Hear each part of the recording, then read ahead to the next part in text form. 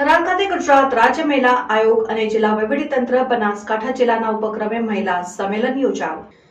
થરાદ ખાતે ગુજરાત રાજ્ય મહિલા આયોગ અને જિલ્લા વહીવટીતંત્ર બનાસકાંઠા જિલ્લાના ઉપક્રમે મહિલા સંમેલન યોજાયું હતું. કાર્યક્રમમાં બનાસકાંઠા જિલ્લાના સાંસદ સભ્ય પરબતભાઈ પટેલ, જિલ્લા પ્રોગ્રામ ઓફિસર, તાલુકા વિકાસ અધિકારી થરાદ તેમજ થરાદ ઘટકના સીડીપીઓ મેડમ તથા દૂર-દૂરથી પધારેલ મહિલાઓ બહોળી સંખ્યામાં હાજર રહીને કાર્યક્રમની શોભામાં અભિવૃદ્ધિ કરી હતી. આમંત્રિત મહેમાનોએ દીપ પ્રાગટ્ય કરી કાર્યક્રમને ખુલ્લો જાહેર કર્યો. તદુપરાંત પ્રાસંગિક પ્રવચનો કરી મહિલા ક્ષેત્રે શ્રેષ્ઠ કામગીરી કરનાર વિવિધ વિભાગની મહિલાઓને માનનીય સાંસદ સભ્યશ્રીના વરદ હસ્તે સન્માનપત્ર આપીને સન્માન કરાયું. થરાદ ડિવિઝનમાં વાવ, થરાદ અને સુઈગામ તાલુકામાં બેટી બચાવો બેટી પઢાઓ અભિયાન અંતર્ગત પાલિકા પંચાયત બનાવવાની કામગીરી, વાલી દીકરી યોજના જેવી ગુજરાત સરકારની વિવિધ યોજના અંતર્ગત મહિલા અને બાળ વિકાસ વિભાગ, પોલીસ બેઝડ સ્પોર્ટ્સ સેન્ટરમાં સારી કામગીરી કરનાર રેખાબેન પરમારને સન્માનપત્ર એનાયત કરીને તેમની કામગીરીને બિરદાવી.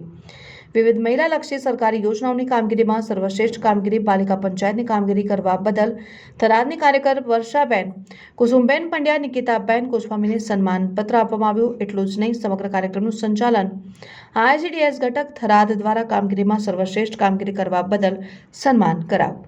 કાર્યક્રમના અંતે આમંત્રિત મહેમાનોને મહિલાઓને ભોજન પ્રસાદ કરાવી કાર્યક્રમને પૂર્ણ જાહેર કરાયો.